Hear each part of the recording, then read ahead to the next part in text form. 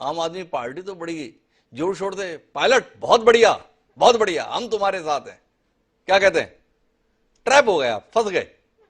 नहीं नहीं नहीं हिमांशु जी, देखिए थोड़ा सा आपको मुद्दे को सही तरीके से प्रेजेंट भी करना पड़ेगा और समझना भी पड़ेगा। जी हमने हमने पायलट का समर्थन नहीं किया व्यक्तिगत रूप से, हमने मुद्दे का समर्थन किया। जी हम बार बार कहते हैं कि हम कट्टर ईमानदारी की राजनीति करते हैं, और अगर ईमानदारी की बात, भ्रष्टाचार के खिलाफ कोई भी व्यक्ति खड़ा होगा तो उसका समर्थन को करना चाहिए। जी राजस्थान पहली बात। और मैं आपको एक बात पूरी याद दिला दूं कि जब राहुल गांधी को संसद से निष्कासित किया गया, जी उस समय हम साथ में आए थे, तो सवाल हमसे पूछा गया था कि क्या आप कांग्रेस का समर्थन कर रहे हैं। तभी हमारे केजरीवाल जी ने कहा था और हमारे नेताओं ने कहा कि हम राहुल गांधी का नहीं, हम जो अलोकतांत्रिक कदम है उसका समर्थन कर रहे हैं।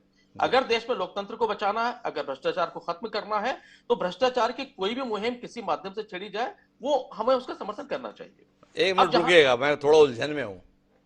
जब आपके नेताओं के संदर्भ में भ्रष्टाचार के मामले में कार्रवाई होती है तो आप दुनिया भर के सवाल उठाने लगते हो। अरे बड़ा गलत हो रहा है, बड़ी ज्यादती हो रही है, बड़ा परेशान किया जा रहा है, षड्यंत्र किया जा रहा है।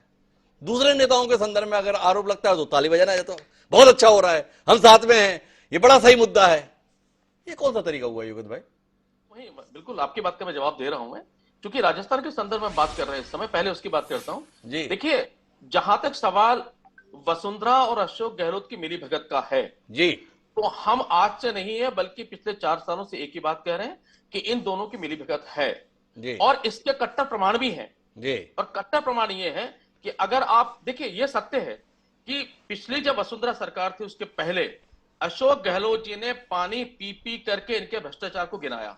जी तो ये प्रश्न तो लाजमी है कि अगर आप सत्ता में आते हैं तो या तो आप तब जनता को बरगलाने और जनता को बेवकूफ बनाने के लिए तब विपक्ष में थे, तब झूठ बोल रहे हैं, जी या अब आप जब सत्ता में आ गए हैं तो आप, इसका मतलब है कि मिली भगत है, क्योंकि आप जानते हैं कि अगली बार हम सत्ता में नहीं आएंगे, और अगर गलती से भारतीय जनता पार्टी आ गई तो हम पे कोई कार्रवाई नहीं करे, इसलिए हम ये कार्रवाई नहीं करेंगे। आप मुद्दे को सही तरीके से समझिए इस बात को। जी जी तो इन दोनों की मिली भगत है राजस्थान में। जी और ये 2008 के अंदर भी हुआ। 2008 में क्या हुआ था, जब वसुंधरा सरकार पर तमाम आरोप लगाए गए, और फिर अशोक गहलोत साहब जब 2013 में आए थे, उन्होंने क्या किया, माथुर आयोग का गठन किया।